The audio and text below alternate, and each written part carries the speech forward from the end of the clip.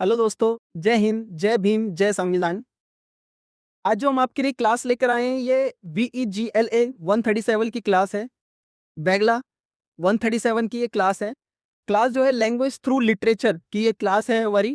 कई बार इसमें बहुत इंपॉर्टेंट क्वेश्चन आ चुके हैं। आज भी हम एक इंपॉर्टेंट क्वेश्चन आपको इस क्लास के अंदर करवाने वाले हैं। ये क्वेश्चन कई बार और मोस्ट ऑफ द टाइम ये आता नहीं आता है, बट इसमें कुछ वर्ड्स जो हैं वो चेंज हो जाते हैं। जैसे कई बार इसमें देखिए, जैसे फिगर्स ऑफ स्पीच लिखा हुआ है, फिगर्स ऑफ स्पीच की आइडेंटिफिकेशन एंड एक्सप्लेनेशन देनी है। उसमें कई तरीके की फिगर्स ऑफ स्पीच हैं, यानी कि फिगर्स ऑफ स्पीच है क्या वो हम पहले समझते हैं। Figures of speech are creative tools used in language to add color, rhythm and impact, moving beyond the literal meaning of words। शब्दों को एक्सप्लेन करने के लिए एक तरीके का रंग है ये फिगर्स ऑफ स्पीच, एक तरीके का रिदम है ना। एक तरीके का क्या है, ये एक इम्पैक्टफुली अपनी बात को कहने का तरीका होता है। फिगर्स ऑफ स्पीच से ये चीज हमें मिल जाती है कि हम बातों को कहने का हमारा तरीका बदल जाता है। They help create mental pictures, evoke emotions and make communication much more memorable. यानी कि अगर आप कोई भी कम्युनिकेशन कर रहे हो, यानी कि अगर मैं भी आपसे बात कर रहा हूं और अगर मैं अपने शब्दों के अंदर या अगर मैं अपनी बातों के अंदर फिगर्स ऑफ स्पीच को ऐड कर लेता हूं तो उससे क्या होगा, मेरी बातें और ज्यादा आपके याद रहने योग्य बन जाएंगी, है ना। अब ये फिगर्स ऑफ स्पीच हैं क्या, कॉमन फिगर्स ऑफ स्पीच मैंने कुछ यहाँ पर लिए हैं। जैसे इसमें पहला आता है सिमिले। सिमिले क्या है, एक्सप्लेनेशन इसका देख लेते हैं। अ direct comparison between two different things explicitly using the words like or as it is used to highlight a specific similarity between them। दो शब्दों के बीच में अगर कोई कंपैरिजन किया जा रहा है, ठीक है, और वहां पर एज और लाइक का उपयोग हो रहा है, यानी कि वहां पर कौन सा फिगर्स ऑफ स्पीच रहेगा, सिमिलर रहेगा। अब इसका एग्जांपल देख लीजिए, her smile was a bright as the sun, यानी कि उसकी जो मुस्कुराहट है वो चमकते सूरज के समान है।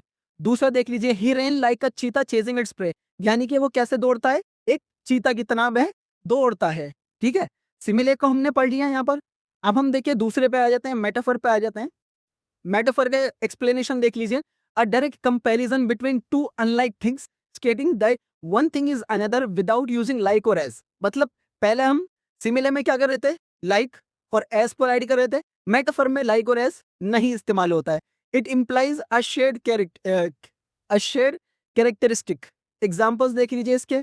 टाइम्स इज अ थीव, यानी कि वक्त किसी के लिए भी कभी नहीं रुकता है और वक्त बहुत तेजी से भागता है। ठीक है, द क्लासरूम वाज अ जू, ठीक है, एक क्लासरूम कैसा था, ए चिड़ियाघर के समान था। ठीक है, तो ये मेटाफर के दो एग्जाम्पल हैं। ठीक है, जितने भी मैं फिगर्स ऑफ स्पीच आपको करवा रहा हूँ इसमें 5 से 6 फिगर्स ऑफ स्पीच हैं। याद कोशिश करिएगा आप सब करें। इसमें से डेफिनेटली 2 से 3 फिगर्स ऑफ स्पीच लिखने के लिए आते ही आते हैं एग्जाम के अंदर। अब देखिए इसमें हम पर्सोनिफिकेशन को पढ़ लेते हैं। एक्सप्लेनेशन क्या है इसका, गिविंग ह्यूमन क्वालिटीज, इमोशन और actions to non human things such as object, animal और एब्स्ट्रैक्ट आइडियाज। ठीक है, मतलब क्या है, देखिए इंसानों की तरह कुछ चीजों को कोई क्वालिटी मिल जाती है, इमोशंस मिल जाते हैं और एक्शंस होते हैं, है ना। तो उसमें क्या होती है, पर्सोनिफिकेशन, यानी कि बहुत बड़ा चढ़ा करके उसके बारे में बताना, उसका पर्सोना बड़ा कर देना।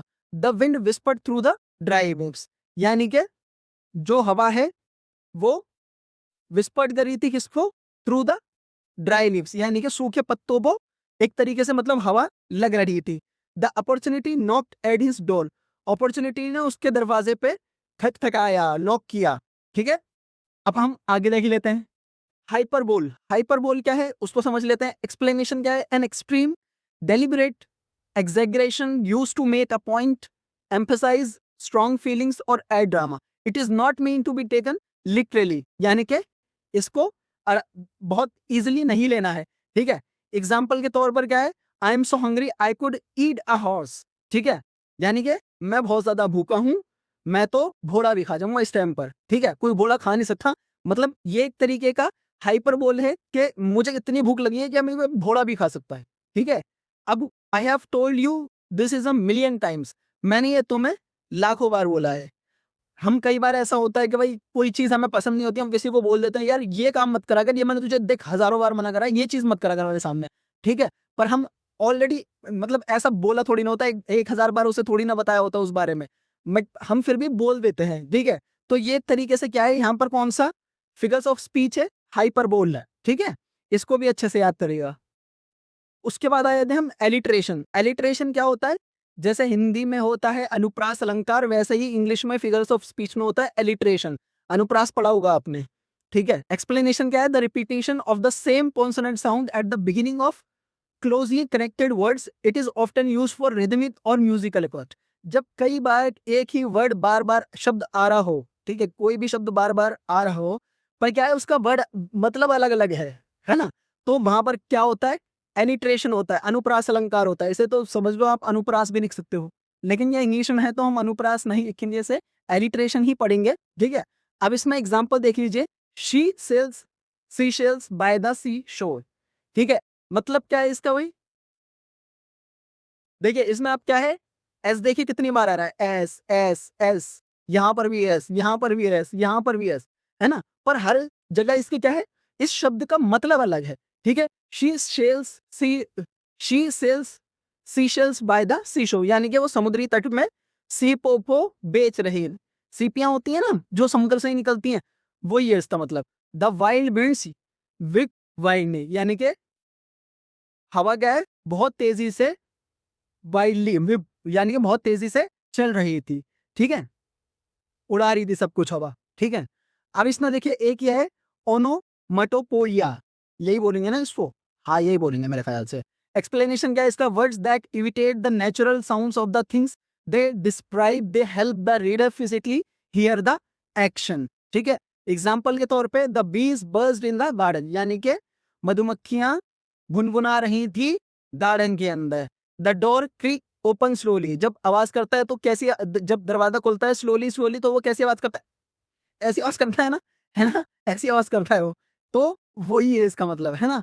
तो मतलब कि ये कुछ कुछ ना कुछ नेचुरल इनका मतलब कि आवाज होती है, ठीक है। जब बीस क्या होती है, जब बस्ट करती है तो उनकी आवाज भी अलग होती है, और जब डोर क्रीक करके खुलता है तो उसकी भी आवाज डिफरेंट होती है।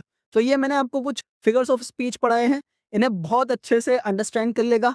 हर बार एग्जाम के अंदर दो तो आते ही आते हैं फिगर्स ऑफ स्पीच। अगर हम इनको अच्छे से याद कर लेते हैं, अच्छे से इनको समझ लेते हैं, तो डेफिनेटली एग्जाम्पल के साथ अगर आप लिखोगे उसके अंदर तो मार्क्स तो मिलेंगे ही, आपको अच्छे मार्क्स मिलेंगे, ठीक है। और ऐसा भी हो सकता है, देखो मैं आपको बता दूं, इनके ऊपर, इन्हीं फ्रीडम ऑफ स्पीच के ऊपर आपसे वो प्रॉपर एक नोट भी लिखवा लिया जाए, है ना।